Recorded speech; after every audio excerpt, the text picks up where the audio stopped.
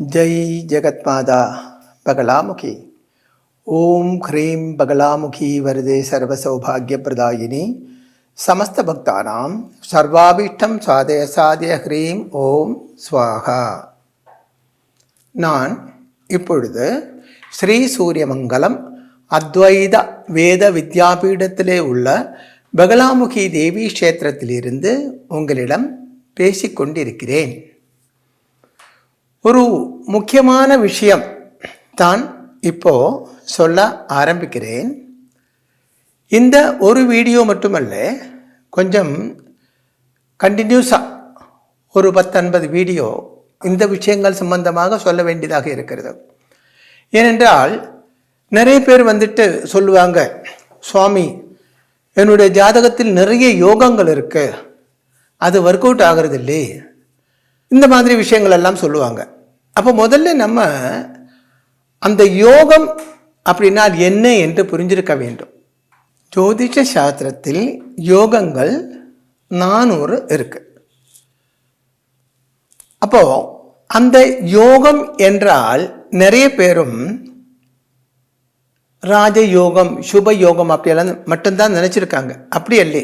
யோகம் என்ற வார்த்தைக்கு முதல்ல என்ன அர்த்தம் என்று பார்க்க வேண்டும். ஜோதிட சாஸ்திரத்தில் யோகங்கள் 400 யோகங்கள் இருக்கு.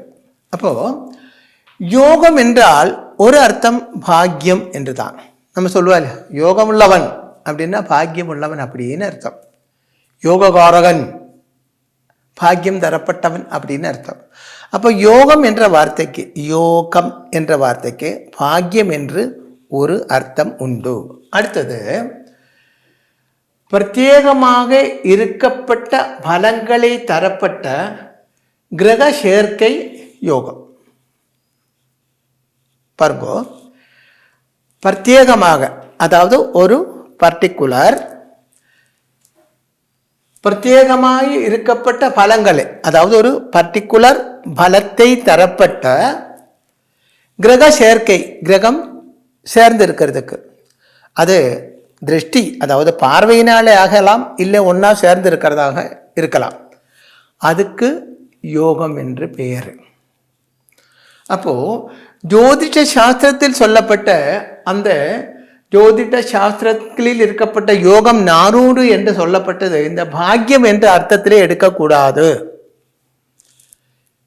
பிரத்யேகமாக இருக்கப்பட்ட பலங்களை தரப்பட்ட கிரக சேர்க்கை யோகம். அப்போ ஜோதிஷ சாஸ்திரத்தில் யோகம் என்றால் பாக்கியம் என்ற அர்த்தம் அல்லை நம்ம எடுக்க வேண்டியது. இதுதான் இரண்டாவது உள்ளதுதான். பிரத்யேகமாக இருக்கப்பட்ட பலங்களை தரப்பட்ட கிரக சேர்க்கை யோகம். அதாவது தரித்திர யோகம் இருக்கு, அது யோகம் பாக்கியமா? அது இல்லை இல்லையா? அபவர்த்தி யோகம் அப்படின்னு இருக்கு, ராஜயோகம் அப்படின்னு இருக்கு, சுபயோகம் அப்படின்னு இருக்கு, மாங்கல்ய யோகம் அப்படின்னு இருக்கு.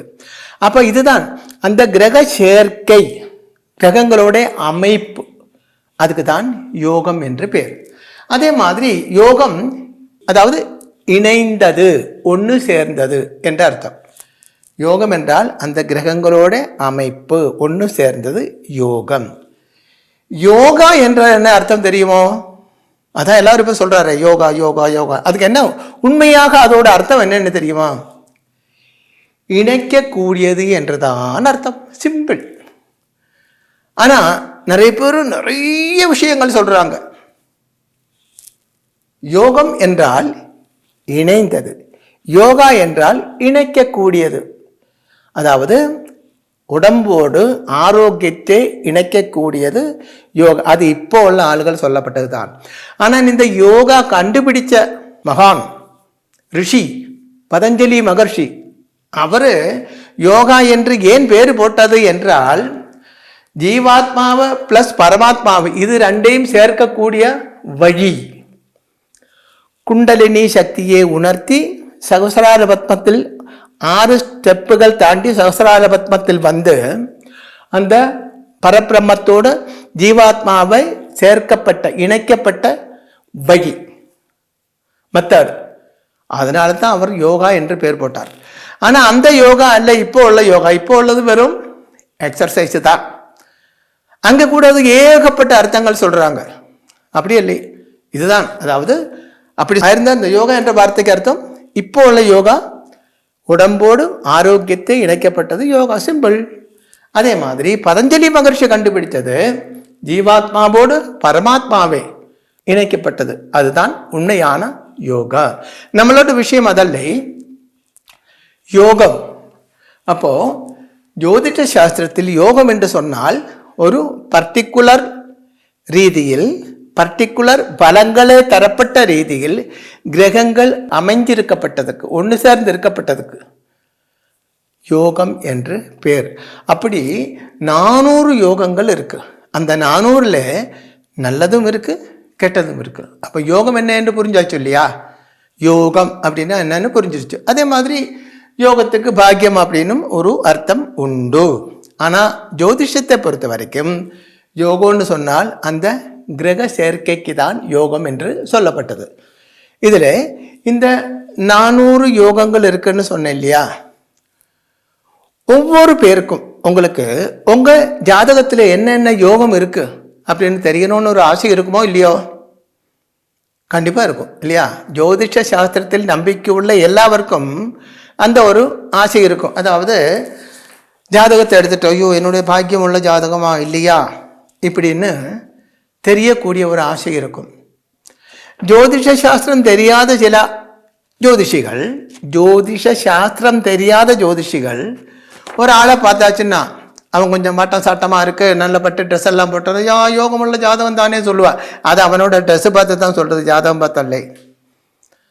அப்படி இருக்கக்கூடாது. ஜாதகத்தில் உள்ள உண்மையை சொல்ல வேண்டும். அது மറ്റുள்ளவர் உங்களை ஏமாற்றாமல் இருக்கிறதுக்கு உங்களோட ஜாதகத்தில் என்னென்ன யோகங்கள் இருக்குன்னு நீங்களே கொஞ்சம் கண்டுபிடிக்கலாமே. நல்ல விஷயம் இல்லையா அது?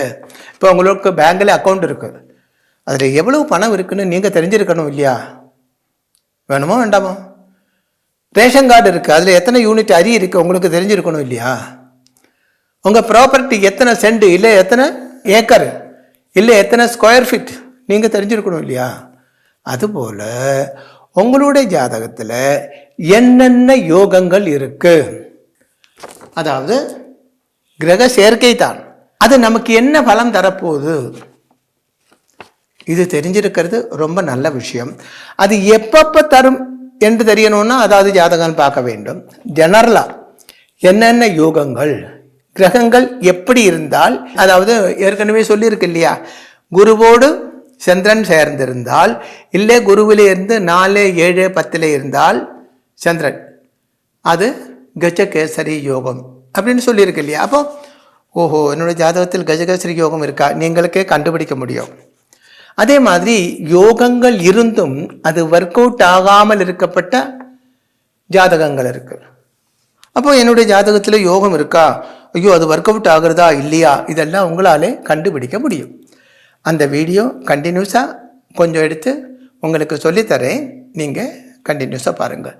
ஜெகத்மாதா மகாதேவியின் அனுகிரகத்தால் உங்களுக்கு சர்வகாரிய சித்தி உண்டாகட்டும் என்று ஆசீர்வாதம் செய்கிறேன்.